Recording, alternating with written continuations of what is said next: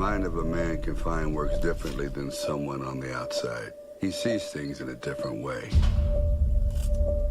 A successful breakout depends on three things: knowing the layout, understanding the routine, and help from outside or in. We got a runner. Put your hands in the air now! Showtime. Ray Breslin is able to break out of any prison designed by man. We're testing a prototype facility to deal with people no government wants on their books. The people financing this need to know these facilities are escape-proof. Contact on site. The warden's name is Roger Marsh. When do we start? We just did. Welcome to your new home. I'm Warden Hobbs. Hobbs. Where's Warden Marsh? There is no Warden Marsh. This is the reality, and there's no way out. Go make some friends. You're gonna need them. Back away.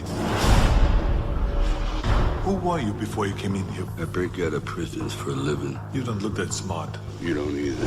The people who paid for you to be here want you here forever. Ray's gone off the grid.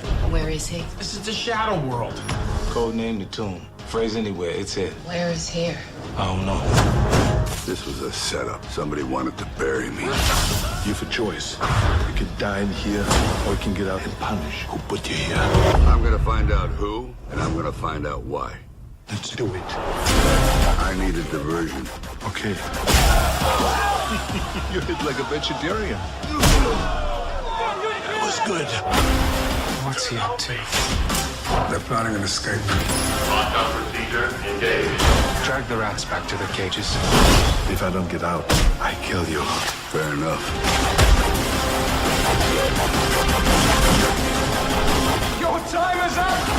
You tell whoever put me here, I'm gonna burn this place to the ground.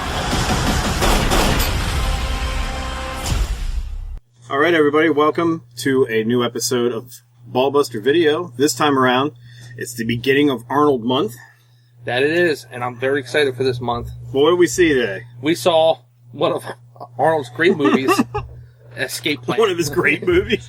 Newer. Yeah. Yeah, this one came out after he was finally done being governor. And I guess in all techniques, this is more of a Stallone movie than it is an Arnold movie. I think he might have written the movie. I can check on that, but because like Stallone's not in the entirety. I mean, Schwarzenegger's not in the entirety of the movie, and it's based more around Stallone's character. But Arnold's parts in this are fantastic.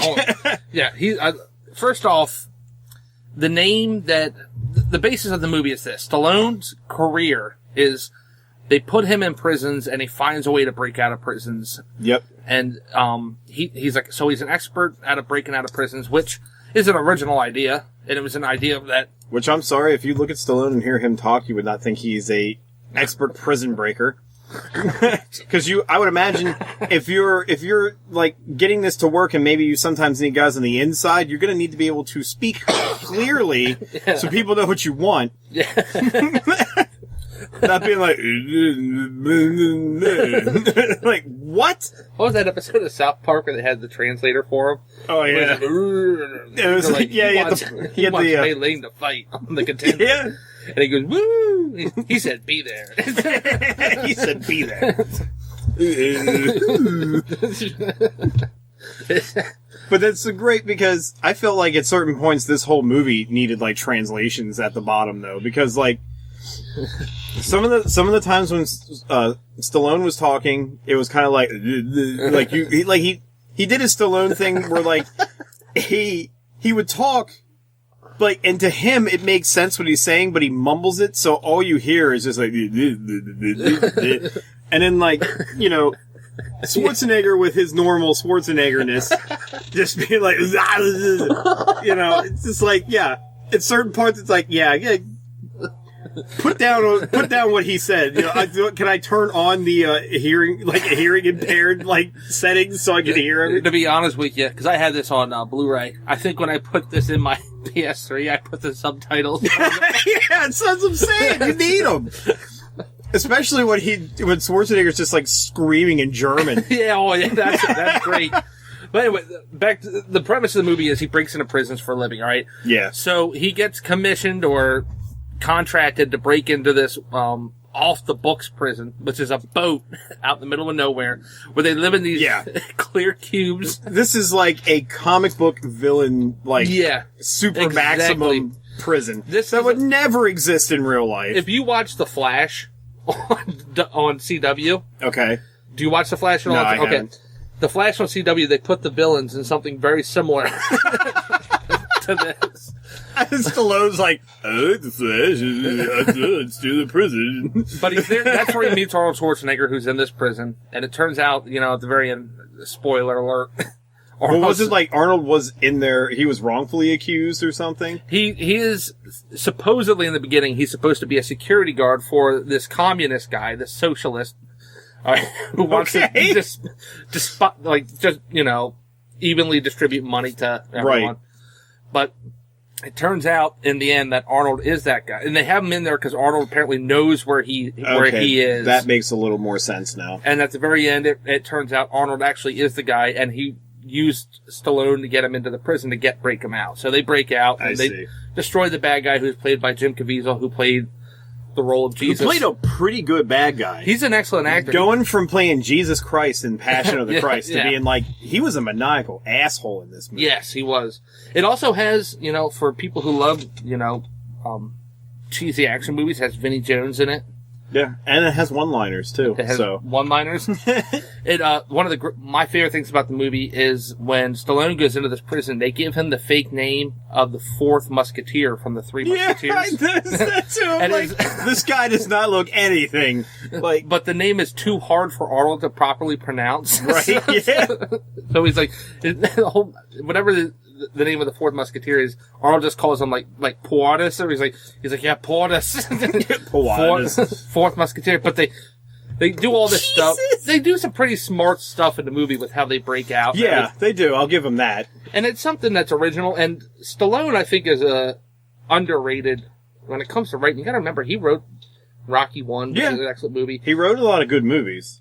Even though Rambo is based off a novel, he wrote, Rambo. And even though we will butt heads continuously on Expendables after the first one, he did write all of those. Yes. And I liked the first one. I thought it was great. The second one I still thought was okay. The third one, did you see the third one yet? Yeah.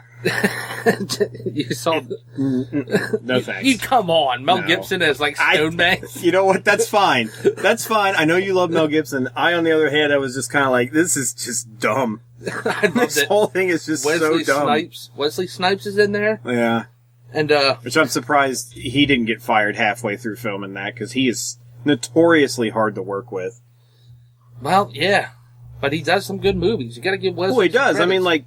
And you look back at the Demolition Man. Yeah, he was excellent in that. Both of them were in there. Did Stallone write that one? Stallone did not write that one. Okay, but still, that movie was great, and honestly still holds up to today, because it kind of mimics what our culture is turning into right now. So, Stallone stopped writing between any Stallone movie you see from the very late 80s up and through until the Rocky Balboa, Rocky 6. Right. He didn't write any of those.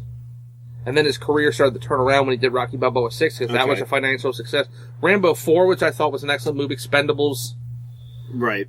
But yeah, this movie, I really liked it a lot. It was... Don't go into it expecting fucking like Cinderella Man or something. No. We gotta talk a little more about Arnie, too, because this is Arnold August. We've been talking about Stallone for the past 5 minutes. He had, Arnold's parts in this, I swear to God, were written to play to his strengths of being misunderstood when he speaks and just being that awkward behemoth of a man that just you don't want to see doing certain things, because they had that him faking getting a blowjob, and that was just I'm watching that. Yeah, he's like, she really knew how to shine a helmet. He's doing the blowjob motion. I see him do this thing. I'm like, ugh. That is awkward, but just because it's him doing it, it was fantastic. Another great scene is they put him into what their idea of the hole is. And their idea of the hole is they put him in and they shine these really bright, hot lights on you in solitary confinement for, days or hours on end, whatever it was. And Arnold's going nuts in there, screaming in German and banging on the walls. That was grade A entertainment right there. Yeah. When Arnold draws the ass on the paper and pisses off Jim Caviezel. Yeah, that's another great, freaking great. That's another great one. He tells Jim Caviezel he's going to tell him where the supposed, guy they're looking for is. And he goes, I'll draw you a map. So Jim Caviezel gives him paper. And he goes, I always wanted to be an artist. The problem is I don't have the talent. And he's drawing there. Yeah. And Jim Caviezel's like, you have 5 seconds to tell me where the hell this guy is. And he's drawing and he's talking. He's like, he's right here. And he sets the paper down. And it's the worst cartoon drawn ass. they literally had Arnold draw an ass. It looked like a fucking 5-year-old could have drawn a better ass than Arnold could. He's like, see, no talent. And they get pissed and they waterboard the shit out of him then. Which is also funny. Which is another great, because he's just like, I don't know the talent you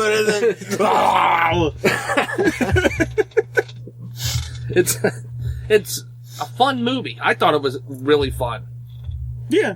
I mean, like, it wasn't the greatest action movie I've ever seen, but I don't have a whole lot of complaints. Yeah. Although, like I said, there are certain times when dialogue's exchanged, and I have no idea what the fuck anybody's saying. Because it's... Yeah, so I understand what you're saying. He's like...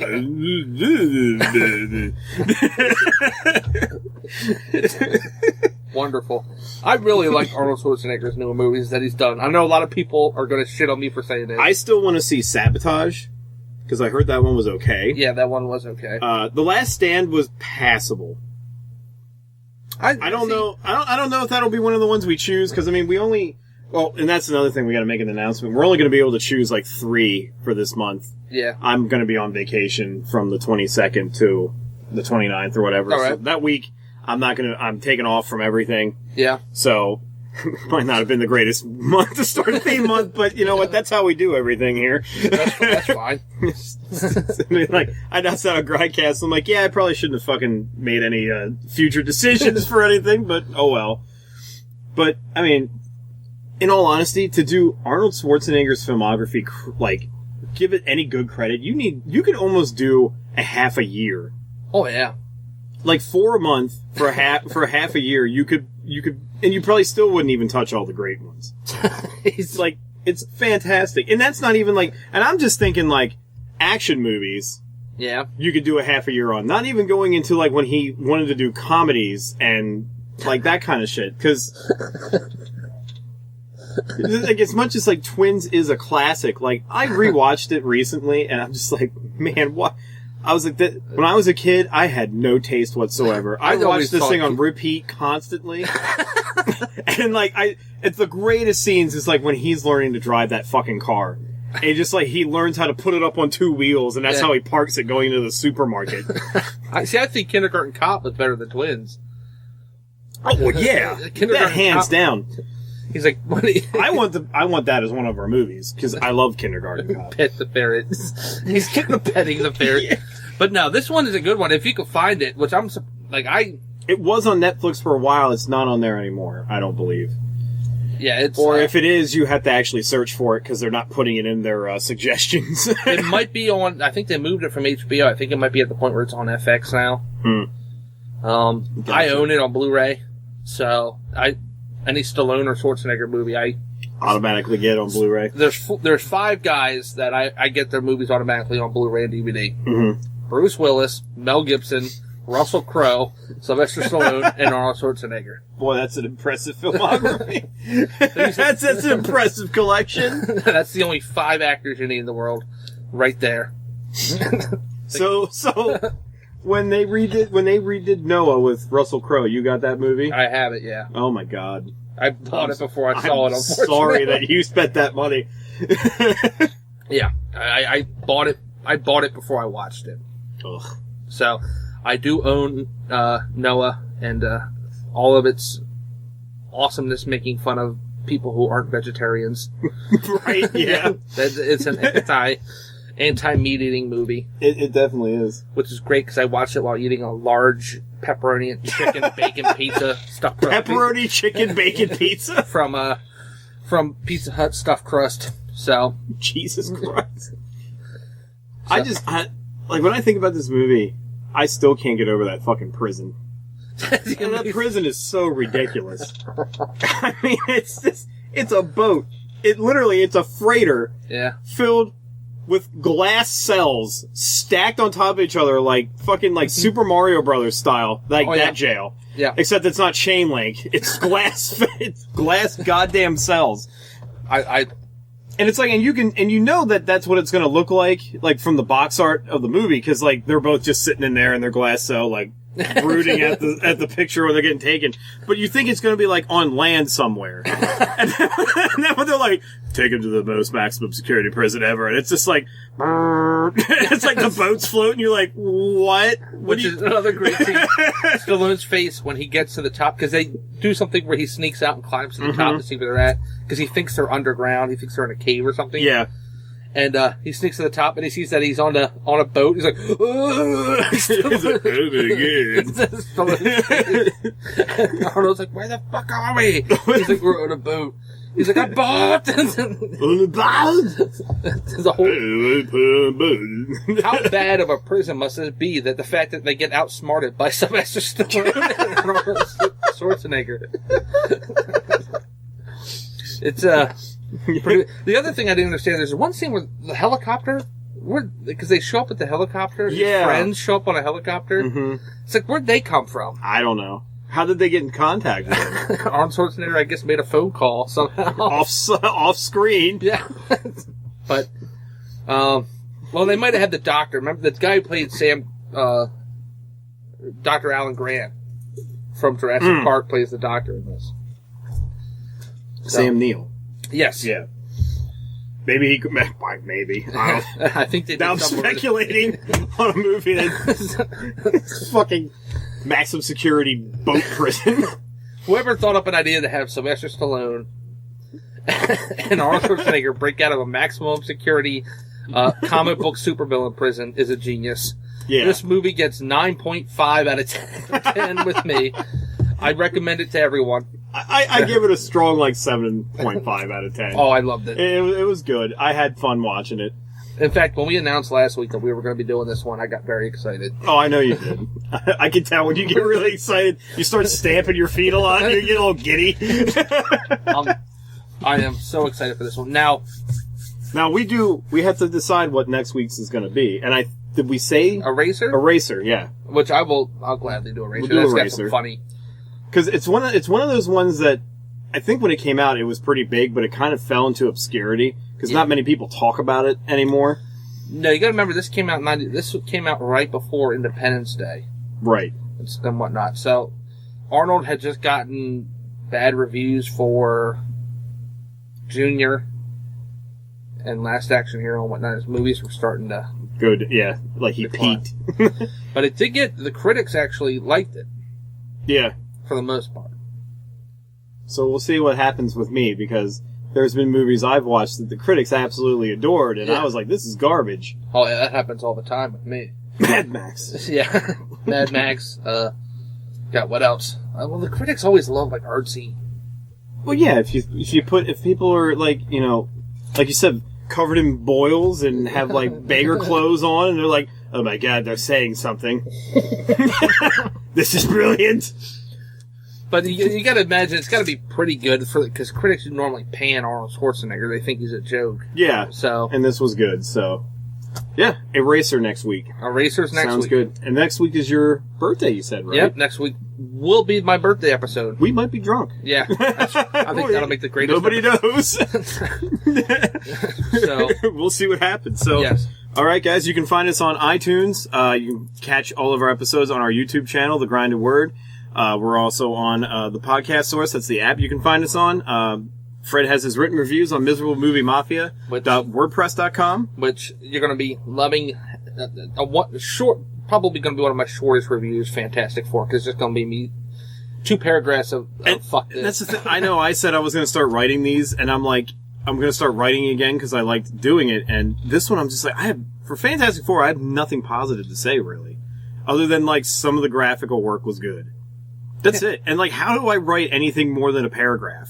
It's going to be hard. Yeah, there's not, I don't know. See, my review of Vacation was 3 paragraphs. I don't know if you saw it. Yeah, it was one of your shorter ones, yeah. It was short because I had nothing positive whatsoever to say. But I'll give it a shot. So, Yeah, you can find his written reviews there on that site, miserablemoviemafia.wordpress.com, and you can find my written reviews on thegrindedword.com. Or just, no, not just grindedword.com. All right. So until next, guys, thank you all for listening, and we'll catch you next time.